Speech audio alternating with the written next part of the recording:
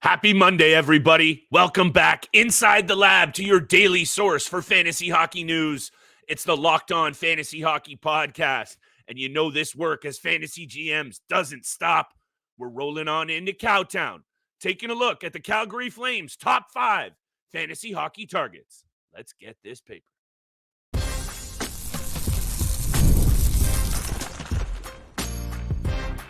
You're Locked On Fantasy Hockey, your daily podcast on fantasy hockey. Part of the Locked On Podcast Network, your team every day. What is going on, everybody? And welcome inside the lab to the Monday edition of the Locked On Fantasy Hockey Podcast. You know what it is. Shout out to the everydayers. Much love. Salute. Thank you so much for making us your first listen every single day. Steele, I'm getting excited for hockey season, and you and I are going to continue our NHL-wide breakdown of every single squad tomorrow's episode.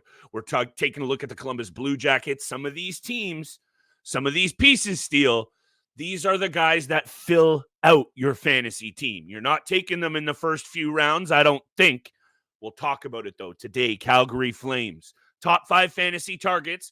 Value to be had here, Steele. Is it top end elite? It might not be. I'd say it falls into the second tier, third tier, and all the way down. Intrigued to hear who's on your list. I don't know. Lately, you and I have been similar. Who are you looking at? How are you feeling about this Calgary Flames team? A squad that has been very frustrating to watch play over the last couple of seasons. Yeah, it has been very frustrating for fans and for the Calgary Flames over the last few seasons. I mean, everyone knows over the last few years, losing Johnny Gaudreau, losing Matthew Tkachuk, but you get that massive return in Jonathan Huberdeau and Mackenzie Weegar. You trade Elias Lindholm, Nikita Zadorov, you get back Yegor, Sharongovich, and a few other players. They're starting to rebuild. You're seeing some prospects in, but the way that they've played and handled all of the situation, I mean, honestly, they handled it with class, but it hasn't just panned out the way that the organization and the GM, Conroy, him coming into this situation, there's a lot to clean up. There's a few things that need to be done this upcoming season as well. So it's been a little bit of a struggle for all the fans and the players in this organization. You'd think they'd be a lot better. They were a very mediocre team in goals for. They were a bottom 10 team in goals against last year. They struggled defensively. There was a breakout season with Mackenzie Weegar, and I'm going to touch on him in a second. For sure. But honestly, my first target off the board is Nazem Kadri. I think it has to be Nazem Kadri. There was the stepping out season from Weegar, like I said, but I expect him to take a little bit dip back in the offensive production that we saw last year, and I'll touch on that when we get to him. But Nazem Kadri at 33 years old, you would think that Jonathan Huberdeau coming into the situation would be the superstar that we saw when he was in Florida. That's not the case anymore. I have lost a lot of hope and a lot of faith in that player as a fantasy GM targeting some of these guys. Yeah. And we'll talk on Huberdeau later in this episode, but Nazem Kadri as well, 75 points last year in 82 games. He's been a very durable player over the last 4 seasons. Second best season throughout his career. He had that 87-point year with the Colorado Avalanche, 75 points this last year, 43 penalty minutes, 57 hits, 277 shots. Again, there's a lot of guys who just seem to be hitting, they're playing their best hockey when they get into their early 30s. And Nazem Kadri is playing his best hockey right now, even though it might not be with some of the most elite players like he was playing with in the Colorado Avalanche organization. He is still bringing the peripherals. He's bringing it on the power play. Again, they've struggled in both those departments, goals for, goals against, on special teams, but he's still getting it done on the power play, on even strength. The peripherals are really sweet. So Nazem Kadri comes first off the board for me. I think he's a legitimate 5th or 6th round pick. I think that's exactly where he should be falling in. If he falls any farther, it's an absolute steal. Pick him up, obviously, and Nazem Kadri is the number 1 for me. Number 1 for me as well. Slam dunk steal. Look, the hits have gone down. Naz used to play with much more edge, but he was also more reckless. And it cost the Leafs multiple times in the postseason. We don't need to go down these angles and replay these narratives that have been played out at length. Huberdeau, Tkachuk, you brought them up already. I don't think we need to mention those anymore. However, we do need to talk about Jonathan Huberdeau's fantasy value later in the episode. However, Mackenzie Weegar comes in at number 2. I fully agree with you with Naz at number 1. Although the hits have gone down, Steele, the points are still there. I like what he has done with his overall game. He's smarter now. He's a little bit more of a veteran. That's counted on in that locker room, and I think you're seeing that with his performance on the ice. However, Steele, his name has been very much mentioned in trade rumors. I have a feeling if things go south for Calgary off the top of the season, which looking into some of these numbers and the lack of depth in the forward group, maybe it does. Nazem Kadri might have find his way out of Calgary sooner than later. Anyway, Mackenzie Weegar comes in at number 2 for me. I understand that the points was really a stepping out season last year. You mentioned it, 52 points. A couple of years ago, he had 44. I think he's much more back into that 35 to 42 point realm is what I expect from him. However, he's a banger league beauty, triple digits in hits, triple digits in blocks. He chips in with 40 or 50 penalty minutes. To me, banger league beauty-wise on the back end, not many come more complete than Weegar. However, don't reach on him for the point total. I think I'll let you handle that side of things, Steele. But for me, on this team, that realistically, when you look at these line deployments right now, and I know it's early, the forward group is lacking in depth. I have a concern about what that means on a young goalie in Dustin Wolf. I'm going to stop talking. Mackenzie Weegar comes in at number 2 for me. Number 2 is for me as well. I mean, I absolutely love the peripherals from this player. He had a career year last year, 194 hits, 200 blocks, 208 shots. He also had a career year shooting percentage, 9.6, which he hasn't done, which is the second time he's ever done this, he had a 9.1 shooting percentage back in the shortened season in 2019-2020. But again, this is a very durable player as well. Doesn't miss a lot of hockey. He's only missed 3 games in the last 4 seasons. 4 games in the last 4 seasons. Yep. He's healthy a lot. He's in the game. He's great defensively. He's strong on the puck. Mm-hmm. He can move the puck as well. However, I do expect him to regress a little bit on that offensive production. He's never, ever, ever before put up over 10 goals, and he put up 20 last year. His previous career high was 8 goals back in the 2021 season. So to go from a career high of 8 to 20, you love to see it. He outplayed his performance last season with the Calgary Flames. I think he's a terrific defenseman. When you take into account all the peripherals, the banger league beauty, the penalty minutes, everything else that he does, he is a top defenseman fantasy-wise who can still bring it on the level as one of the best. But I have, again, for that reason, I have Kadri at number 1. I have Weegar at number 2. I think both guys can easily fall in that 6th to 7th round. 6th to 7th round. I wouldn't be surprised if Mackenzie Weegar gets taken in the 5th, just because of all those peripherals he does put up right now, because they do tend to add up. And again, actually finished top 35 in fantasy rankings at the end of the regular season last year because of all those peripherals he gets. Yeah. However, just like you said, I see him falling back down to a 40, 45 point range. I expect 10 goals, 30 to 35 assists. That's where I have him at, and that's why he comes in at number 2 for me. Yeah, I totally agree, Steele. Look, this team was actually pretty good on the penalty kill this year. I had that up somewhere. I think they were 9th in the NHL in penalty kill proficiency. Anyway, my tabs are really letting me down right now. They were close. The issue with me really does lie in when you're looking at these teams out west, that if they want to even be considered as a cup team, we're not even going there. Let's just talk playoffs. They're going to have to run through some offensive juggernauts in teams like the Colorado Avalanche. You know what the Edmonton Oilers are going to do, even the Dallas Stars. And then you look at what the Calgary Flames are rocking with, and this is no disrespect to depth guys like Sharongovich, Connor Zary, who has some value. We'll talk about some other names after the break. I just needed to get off my chest first and foremost. I'm worried about the offensive output, especially when you got to roll through the teams and even in your own province. In the Edmonton Oilers, you're going to get outgunned most nights. However, some other names on this top 5 list that still hold fantasy value. Got to talk about the goaltending. I want to talk about some of these young guns, Steele.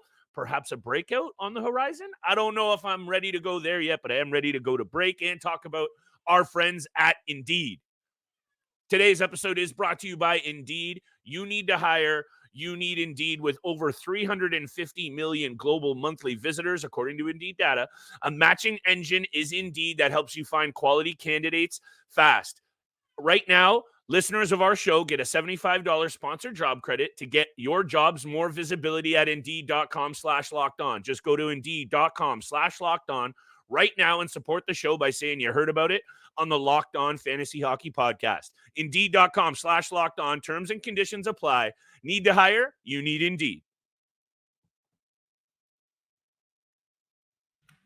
And thank you so much for making the Locked On Fantasy Hockey Podcast your first listen every single day. Make sure for your second listen, you go enjoy the Locked On NHL podcast. Locked On NHL provides you with a national perspective on all things NHL each and every day with national experts and local insight on every team in the league. Available on YouTube or wherever you get your podcast, part of the Locked On Podcast Network, your team every single day. Flip, on today's episode, we discussed the top 5 targets of the Calgary Flames going into next season for your fantasy leagues. We said Nazem, Kadri. We said Mackenzie, Weegar, both 1 and 2. We both agree on that. This is maybe where we get a little bit tricky in where we place our belief and our faith in some of these Calgary Flame players moving forward into next season. I'll throw it over to you, my friend. Who do you have at number 3?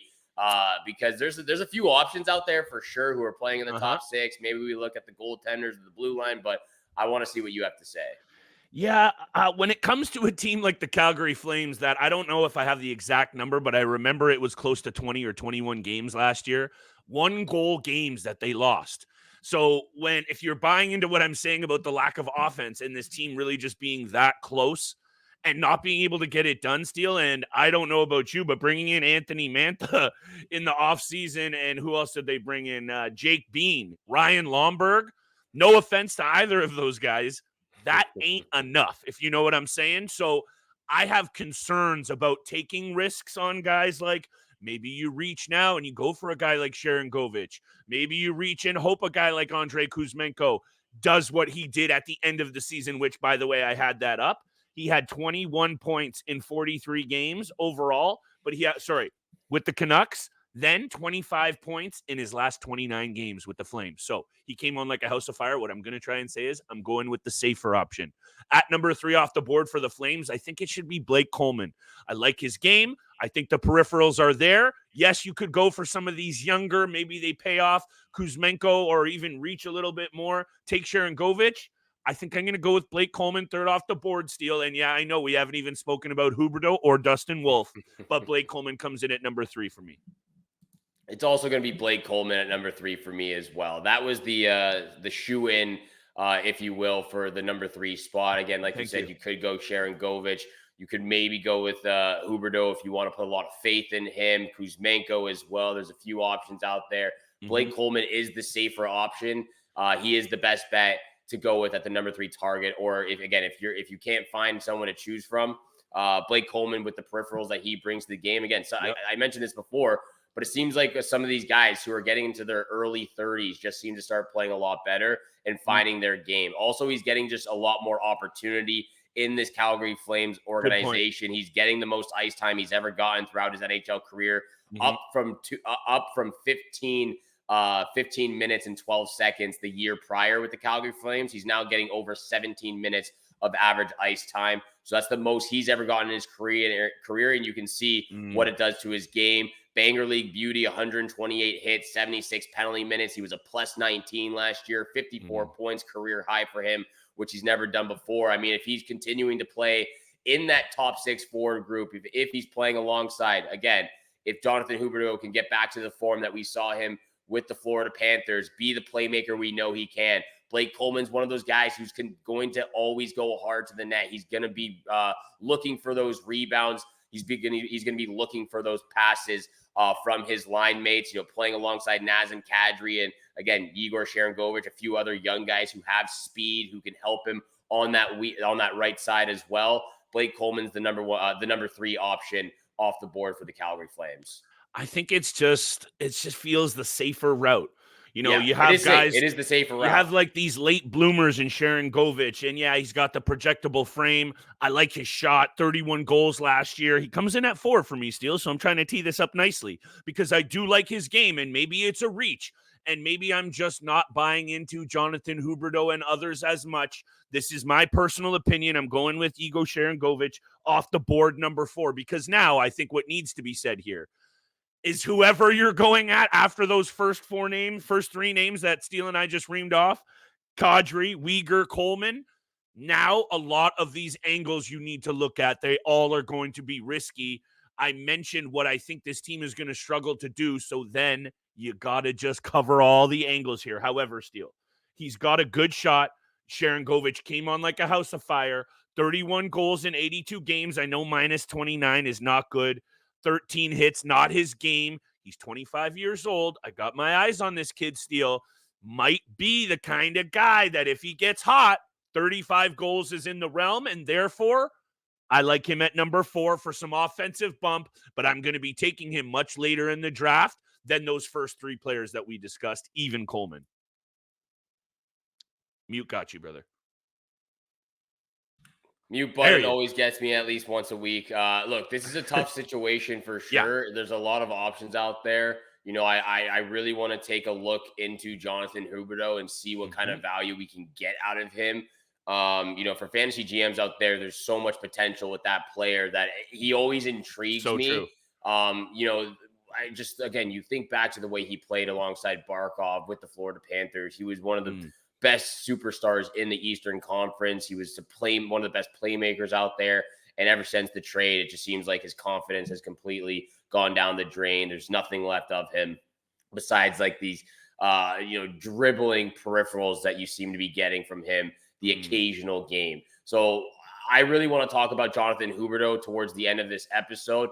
At number 4, hit me. I'm going to go with Dustin Wolf in this situation. Okay. I'm going to go with Dustin Wolf at number 4 for the target. And look, I'm not mad at all. I think Yegor Sharongovich is actually probably, again, the safer guy to go with because of the NHL experience he has over Dustin Wolf.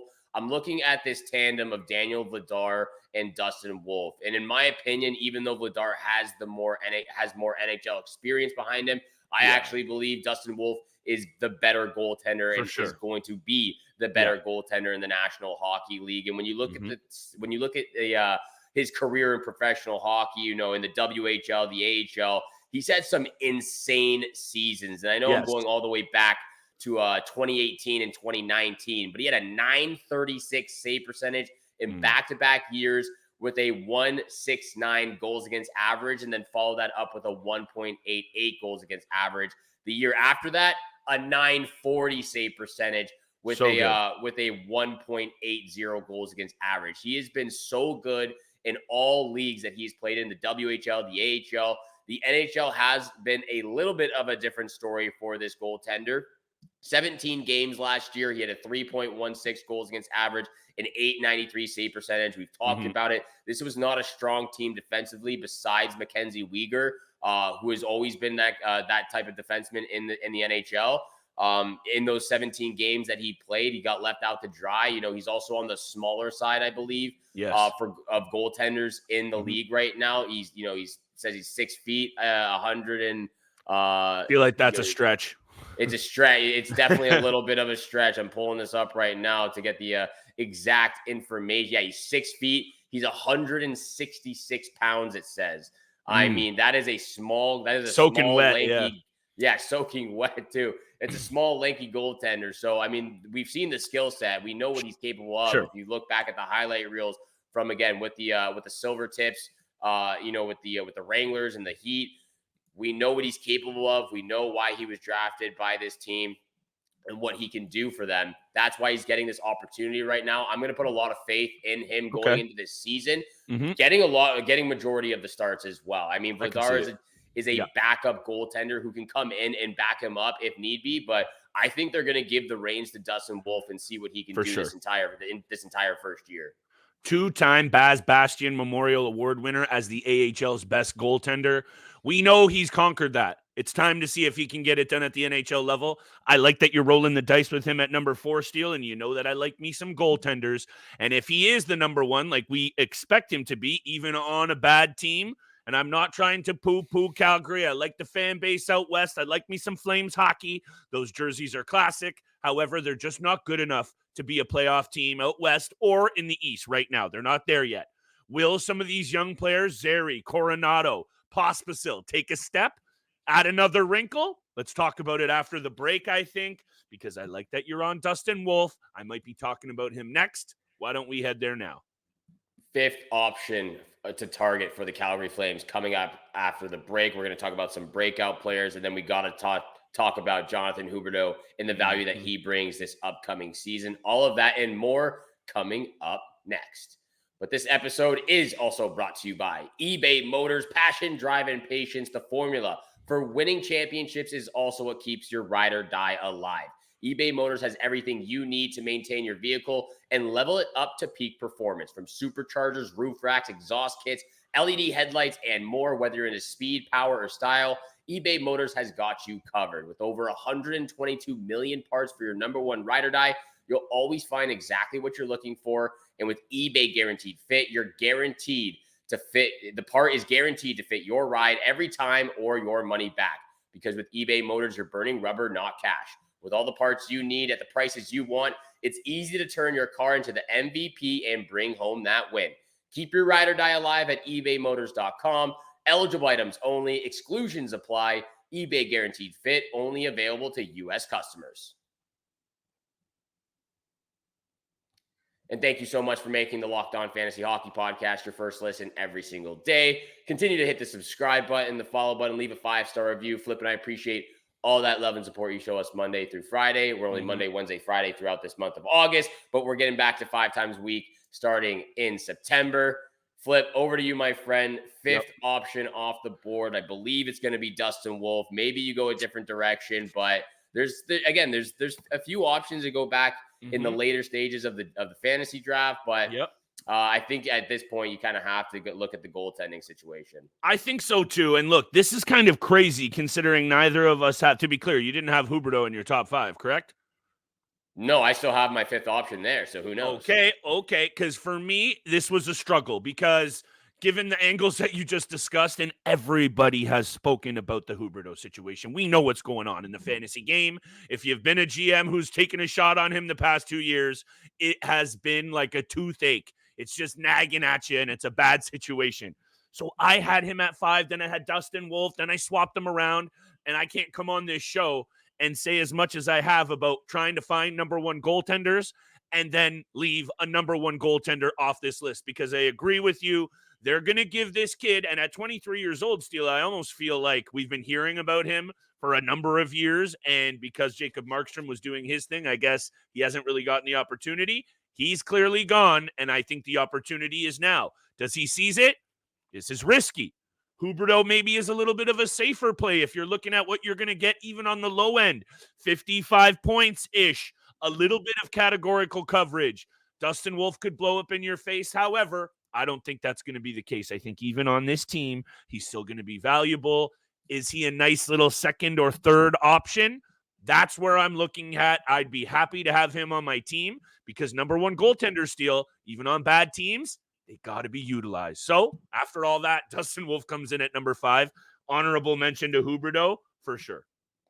100%. You know, again, we just flip-flop number 4 and number 5 right there. I've got Yegor Sharongovich at number 5, even though I badly want Jonathan Huberdeau. I mean, I don't believe it can get much worse than what we've seen over the last 2 seasons. Right. But I also said that last year, and it got a lot worse. So, I mean, that's a big reason why I'm going with Sharongovich as the number 5 target off the board for this Flames for this Flames team right now. You know, career year for the guy, 59 points, first time getting 30 plus goals, 28 assists as well. He's getting the opportunity, over 17 minutes of average ice time this last year compared to his last year in New Jersey, where he was getting under 14 and a half. So he's getting the opportunity in the top 6 forward group. It's the most we've seen him shoot the puck on net, 180 shots, 44 blocks, 13 hits. Again, you're not going to get much in those categories, but when it comes to scoring goals right now, he's one of the better goal scorers for this Flames organization. I look at this team, this top 6 forward group. Jonathan Huberdeau has always been a playmaker. That's his game. He facilitates. He finds his teammates. He's, again, Florida, he was finding Barkov. He was finding all those guys. Right now, that's still his game. You look at the last 2 seasons, under 15 goals for Jonathan Huberdeau. He's not going to be shooting the puck. We know that. So I look at the 2 guys right now. It's Nazem Kadri, and really next to him, for me, it's got to be Yegor Sharongovich. I think there's a lot to desire with the peripherals if you're in a categorical league, which makes him fall down this board. But of course, he's the second guy behind Nazem Kadri who has the goal scoring touch, in my opinion. So he's number 5 on my list. I think also something needs to be said about Andrei Kuzmenko and his intriguing value. And look, he came into the NHL. He doesn't make the top 5, but he was definitely right there as a top 5 option because, look, I mentioned it. I butchered the stats, but let me spit it out properly here. 8 goals and 13 assists in 43 games for the Canucks after a season in which he blew the doors off the league steal, 39 goals and 35 assists in 74 games played. Not good, right? At the start of the year for the Canucks, clearly disappointing. A lot of GMs drafted Kuzmenko pretty high after a 40-goal season. In 29 games for the Flames down the stretch, 25 points, including 14 goals. So right there after those 2 guys, I'm looking at Kuzmenko as well, Steele. And if he's around there at the back end of these drafts, considering what we saw from him in Calgary, I'm intrigued. Peripherals aren't there. It's risky, which is why I'd rather take these quote-unquote safer plays. This is one of those other players that I think needed to be discussed, and I'm going to leave it at this. Connor Zary, Pospisil, and also our boy Coronado, who you and I were high on going into last season. He looked really good in the AHL last year. He got hurt. He underperformed a bit. If some of those players still have a stepping out season, maybe this Calgary Flames team is good enough to dust around that playoff bubble. There's just a lot of pressure on some young guys and Wolf as well. I don't know if I like all of these ifs, buts, and angles. However, some fantasy value still to be had. Yeah, still fantasy value to be had. Personally, I'm putting Jonathan Huberdeau over Andrei Kuzmenko. Yeah, me too. The guy took a big dip last year. I know Jonathan Huberdeau did as well, but for me, Huberdeau, I don't expect him to continue this consecutive season of having under 15 goals a year, 40 assists in back-to-back years. He had 55 and 52 points. I expect him to get back into that 65-point realm, continuing to get back into form, get back into shape, gain his confidence back. So I like Jonathan Huberdeau as that 6th option, like you mentioned. Coronado, Connor Zary. There's a lot of guys to look forward to. This, like Pospisil, like you said. I think there's also, we can't forget Rasmus Andersson on the blue line as well. Sure. It's a good option for a 5th or 6th defenseman on your team. I'm also I'm keeping an eye on this player, Daniil Miromanov, who was traded from the Vegas Golden Knights in that Noah Hannafin trade, I believe. It's a deep cut. That's a deep cut, but I'm keeping an eye on him just for like one of those options. Looking at some of his statistics, how he played last year, 7 points in 20 games for the Flames. He was getting over 21 minutes, 29 blocks. He had 40 shots on net in 20 games. So seems to be it's a very deep cut, but I'm looking at any of these options right now for some of the younger players. Again, that's why we talked about Coronado last year. We talked about Zary. We talked about some of these options that are in the Calgary Flames organization, but just wanted to throw all of those names out just to get everyone to keep their head on the game, keep the head on the swivel, and keep those names in mind for this upcoming NHL draft. Thank you so much for making the Locked On Fantasy Hockey Podcast your first listen every single day. Make sure you go check out the Locked On NHL Podcast, where the season never ends, providing national expertise with a local perspective. You can find the link to the Locked On NHL in the description, so you don't even have to search. Part of the Locked On Podcast Network, your team every single day. From both Flip and I, we wish you good luck with your bets this summer, and we shall see you back here again tomorrow.